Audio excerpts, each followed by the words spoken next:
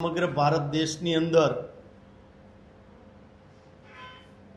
દિલ્હીથી લઈને ગુજરાત લગી અને રાજસ્થાન સમગ્ર દેશના અલગ અલગ સ્ટેટોની અંદર જે નીટની એક્ઝામનું પેપર ફૂટ્યા પછી વિદ્યાર્થીઓની જે માનસિકતા તણાવ હતી એ અવાજને સરકારની સામે મજબૂતાઈથી રાખવા માટે લોકસભાના વિપક્ષી નેતા માનનીય રાહુલ ગાંધીજી દ્વારા એક સમગ્ર ભારતની અંદર છાત્ર ગુંજ કરીને એક કાર્યક્રમનું આયોજન થયું, જેમાં રાજસ્થાનની અંદર જયપુર ખાતે હજારોની સંખ્યામાં જે ભોગ બનનાર વિદ્યાર્થીઓ હતા એમની સાથે ચર્ચા થઈ અને આ વિદ્યાર્થીઓના અવાજ બનીને સમગ્ર દેશની અંદર શિક્ષણના નામે ઉઘાડી લૂંટ, પેપર લીક, પરીક્ષા કૌભાંડો સામે ગુજરાતમાં યોજાશે છાત્ર ગુંજ, એના માટે આજે તમને બધાને બોલાવ્યા છે. ખાસ કરીને આપણે વાત કરવા જઈએ તો શિક્ષણ વ્યવસ્થામાં અમૂલ પરિવર્તન લાવવા તથા વિદ્યાર્થીઓના યુવાનોના અવાજને બુલંદ કરવા ગુજરાતમાં છાત્ર ગુંજ કાર્યક્રમ યોજાશે, જે કોંગ્રેસ પક્ષના માધ્યમથી યોજાશે. એનએસયુઆઈ અને યુથ કોંગ્રેસ આમને વેગ આપશે સમગ્ર ગુજરાતની અંદર. અને નીટની એક્ઝામની અંદર 22 લાખ કરતાં પણ વધારે વિદ્યાર્થીઓએ આ એક્ઝામ આપી હતી. એનો ખર્ચ જે સરકાર જે પેપરનો ખર્ચ લે છે પરીક્ષા આપવાનો એ 1,32 કરોડનો ખર્ચ વિદ્યાર્થીઓએ સમગ્ર દેશની અંદર કરેલો, જેમાં ભારત દેશનું આપણું શિક્ષણનું જે બજેટ છે એ 1,40,000 કરોડનું છે. તો બજેટની લગોલગ ફી આ ભારતીય જનતા પાર્ટીની સરકારે લોકો પાસેથી લીધેલી, વિદ્યાર્થીઓ પાસેથી લીધેલી. આ માત્ર ફીસ કઈ છે કે જે ગવર્મેન્ટને ફીસ પે કરી છે. વિદ્યાર્થીઓના વાલીઓ એટલે કે પેરેન્ટ્સ એના માટે ક્યાંય ક્લાસીસ અલગથી રાખ્યા હોય, હોસ્ટેલમાં અલગ વ્યવસ્થા કરી હોય, એમનો જમવાનો ખર્ચ એ આમની અંદર આપણે એડ નથી કર્યો. જો એમની અંદર આ ખર્ચ એડ કરવામાં આવે તો ભારત દેશનું જે શૈક્ષણિક બજેટ છે એના કરતાં પણ આ રકમ છે એ મોટી થઈ જાય. પેપર લીક, પરીક્ષા કૌભાંડોના કારણે લાખો વિદ્યાર્થીઓના સપના ચકનાચૂર, માનસિક તણાવ અને આત્મહત્યાના બનાવોમાં વધારો. કેન્દ્રીય શિક્ષણ મંત્રી ધર્મેન્દ્ર પ્રધાને કોંગ્રેસની સ્પષ્ટ માંગ છે, દેશના યુવાનોની માંગ છે, જે ભોગ બનનાર છે એમની માંગ છે. એમનો અવાજ બનીને કોંગ્રેસ સમગ્ર દેશની અંદર છાત્રગુંજ જ્યારે આ કાર્યક્રમ કરવા જઈ રહ્યા છે ત્યારે કોંગ્રેસ પક્ષ તરીકે અમે તાત્કાલિક ધોરણે ધર્મેન્દ્ર પ્રધાને રાજીનામું આપી દેવું જોઈએ અને ભારતીય જનતા પાર્ટીના વડાપ્રધાન શ્રી નરેન્દ્રભાઈ મોદીએ પણ આમની પાસેથી રાજીનામું લઈ લેવું જોઈએ, એવું સ્પષ્ટ અમે માનીએ છીએ. મોદી સરકારના 10 વર્ષના શાસનમાં 88 પેપર લીક થયા અને 48 પરીક્ષાઓ ફરીથી લેવામાં આવી. આપણે ડિટેલમાં જો આની ચર્ચા કરવા જઈએ તો સમય પણ આપણી પાસે ટૂંકો પડે એટલા પેપરો ફૂટ્યા છે. ગુજરાતની આપણે વાત કરવા જઈએ તો ગુજરાતની અંદર તલાટીથી લઈને ફોરેસ્ટ ઓફિસરથી લઈને અનેક પેપરો ફૂટ્યા છે અને ક્યાંક ને ક્યાંક વિદ્યાર્થીઓ નાસીપાસ થઈને કાં પોતાને ડ્રોપ આઉટ રેશિયો લઈ લે છે, ભણવામાંથી ડ્રોપ આઉટ રેશિયો લઈ લે છે, અથવા એમને પોતાનું સપનું, જીવનનું જે કેરિયરનું જે સપનું જોયું હોય કે આપણે અહીંયા પહોંચશું, ક્યાંક ને ક્યાંક એ સપનું પણ રોડાઈને પાછા ફરીથી ક્યાંક નાની એવી સર્વિસ અથવા કોઈ પણ કામમાં લાગી જાય છે. એટલે આ દેશના યુવાનોને એક અલગ દિશામાં ધકેલવાનું કામ અત્યારની ભારતીય જનતા પાર્ટીની ગુજરાતની સરકાર અને વર્તમાન દિલ્હીની સરકાર કરી રહી છે, આવું સ્પષ્ટ અમે માનીએ છીએ. અનેક પેપરો ફૂટ્યા પછી પણ હજી સરકાર માત્ર ચોથી જાગીર સામે ક્યાંક ને ક્યાંક નિવેદનોની વાત આવે છે, જે પગલાં લેવા જોઈએ કે જે દાખલો બેસે એવા પગલાં. આપણે ગુજરાતથી છીએ તો ગુજરાતની આપણે વાત કરીએ કે ગુજરાતમાં આટલા પેપરો ફૂટ્યા પણ ગુજરાતની સરકાર દ્વારા એક એવો દાખલો બેસાડવામાં નથી આવ્યો કે જેથી કરીને સમગ્ર દેશ છે એ દાખલો લઈને કોઈ આવા પરીક્ષાની અંદર જે પેપર ફોડતા હોય એ લોકોને ડર લાગે. એટલે સમગ્ર દેશની અંદર અલગ અલગ જગ્યાએ અનેક સ્પર્ધાત્મક પરીક્ષાઓ હોય, બધા પેપરો ફૂટે છે. એટલે ખાસ તો આ સરકાર નિષ્ફળ ગઈ છે. યુવાનો જે તૈયારી કરે એના માટે અમે તાકાતથી લડવાના છીએ. આવનારા સમયની અંદર રાજકોટથી પણ શરૂઆત કરશું.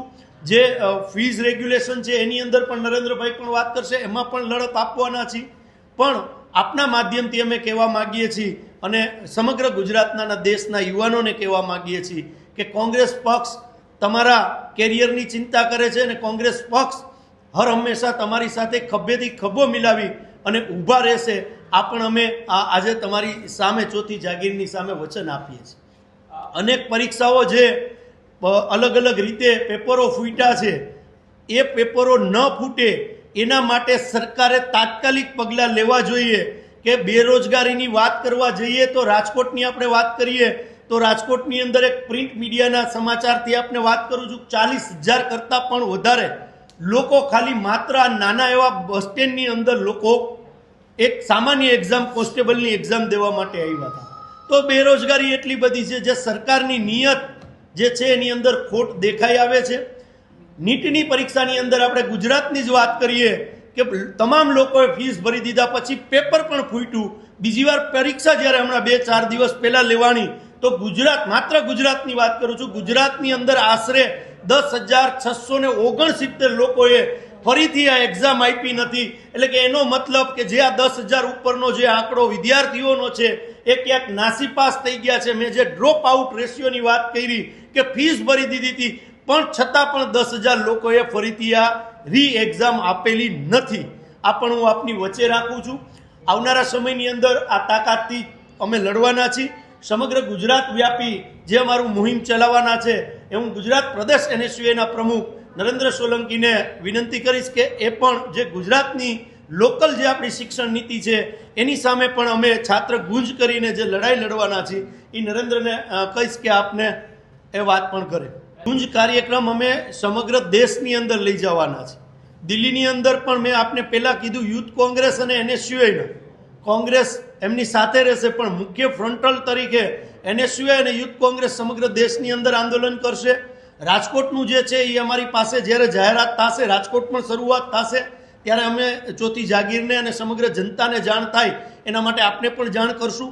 અને સમગ્ર ડિસ્ટ્રિક્ટ વાઇઝ આ કાર્યક્રમ થશે અને પછી ગુજરાત વાઇઝ કાર્યક્રમની જાહેરાત થશે. અત્યારની પરિસ્થિતિએ જેમ રાજસ્થાનમાં ગયા હતા, આગલી પરિસ્થિતિ કઈ રીતે ક્યાં ક્યાં સ્ટેટમાં નક્કી થાય છે એના પ્રમાણે અમે તમને જાણ કરશું. છેલ્લા ઘણા સમયથી ભારતીય જનતા પાર્ટીની સરકાર છે અને આ સરકારમાં જો કોઈ લોકોને વધારે અન્યાય થયો હોય તો એ ગુજરાતના દેશના યુવાનો અને વિદ્યાર્થીઓ છે.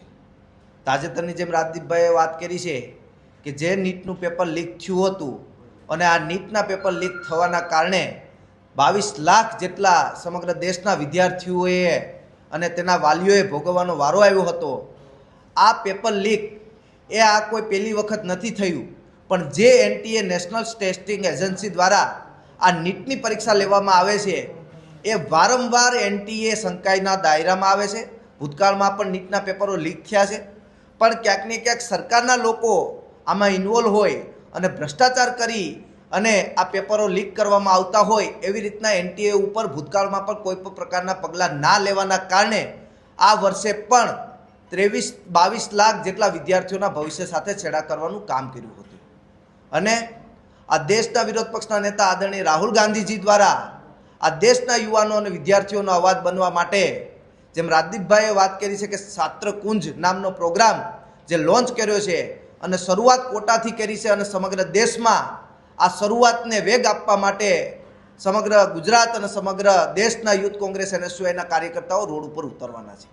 ત્યારે આની વિગતવાર વાત કરીએ તો ગુજરાતમાં પણ જિલ્લે જિલ્લે વિદ્યાર્થીઓ સાથે સંવાદ કરી અને વિદ્યાર્થીઓને પડી રહેલી જે મુશ્કેલીઓ છે શિક્ષણમાં, એ મુશ્કેલીઓનો સામનો કરવા માટે NSUA, યુવક કોંગ્રેસ અને કોંગ્રેસ કટિબદ્ધ રહેશે.